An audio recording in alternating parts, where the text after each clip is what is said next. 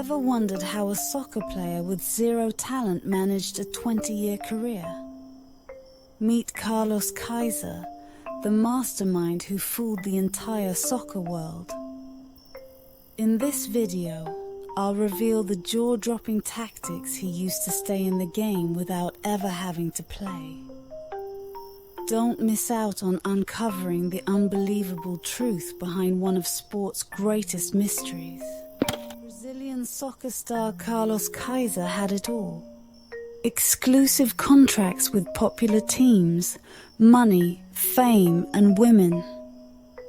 The professional soccer star was only missing one thing: the ability to play soccer.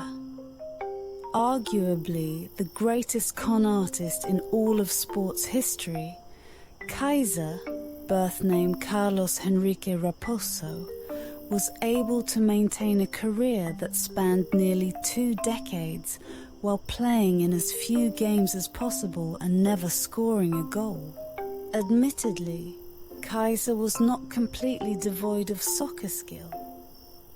He initially showed promise in youth leagues, signing a professional contract with popular club Puebla in 1979 after impressing scouts, but was quickly let go.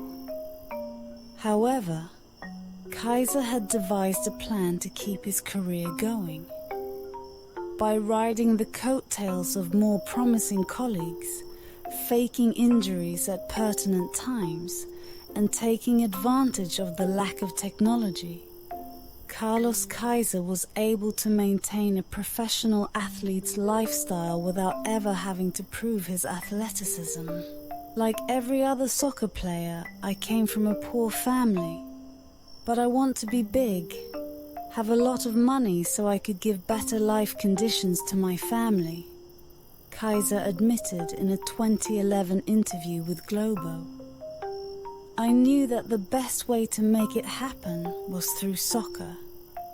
I wanted to be a soccer player without having to actually play it. Most people have felt like this at some point in their life, but few have devised a scheme to fulfill their dream quite like Kaiser, whose career spanned nearly 2 decades, starting in 1973 until his retirement in the early 1990s. Kaiser was fortunate in the early stages of his scheme to befriend soccer stars such as Romario, Carlos Albert Torres, and Renato Gaucho, all of whom saw his physical fitness and would recommend him to coaches, where they would be persuaded to sign Kaiser to a short-term contract. Coaches were not afforded the technology of today, so streaming games and having video footage to scout players was not an option, and Kaiser used this to his advantage. Many of Kaiser's contracts would only last for 3 to 6 months, and upon signing would state that he needed time to regain his fitness, buying himself a month or 2 to collect a paycheck without having to play. Once it became time to practice with the rest of the team, Kaiser would fall to the ground, clutching a hamstring or other body part. Again, Kaiser was fortunate to live in an age of limited technology, as doctors were not capable of determining whether or not Kaiser's injury was authentic. So staffers had no choice but to take him at his word. Kaiser would then proceed to ride out the rest of his contract, living lavishly while planning his next target.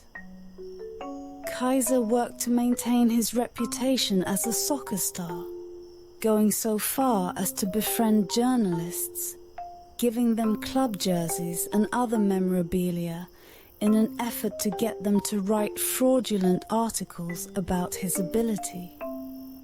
One article even stated that Kaiser had received an offer to become a Mexican citizen in order to play for the country's national team. Another trick Kaiser employed involved the use of a toy cell phone.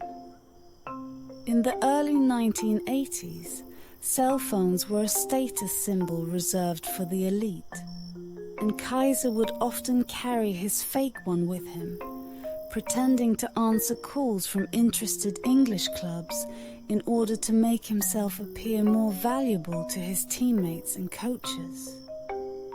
However, while playing at Botafogo Football Club, fitness coach Ronaldo Torres, who spoke English, overheard one of the conversations and realized it was gibberish. He was always around, talking to his manager, pretending to speak English. He used to speak it incorrectly, says Torres.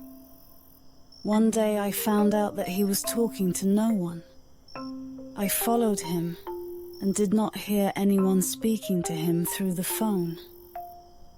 The next season, in an effort to start anew, Kaiser signed a contract with French club Gazélec Ajaccio, a Division II team where a friend was playing. He was well received by the fan base, who were excited to have a prestigious Brazilian footballer joining their club. The team organized an open invitation team practice session where fans could watch the team train and get a glimpse at their new Brazilian star. Kaiser, wary of having to showcase his skills in front of the anxious crowd, decided to kick all of the team's balls into the stands, thanking the fans and kissing the team's badge on his jersey. The fans went crazy, Carlos states, and in the grass there was not a ball.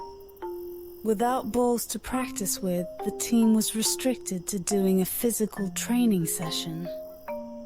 However, the fans loved the show of team enthusiasm by the new Brazilian striker, although he would fail to show the same enthusiasm on the field, leaving the team soon after without scoring.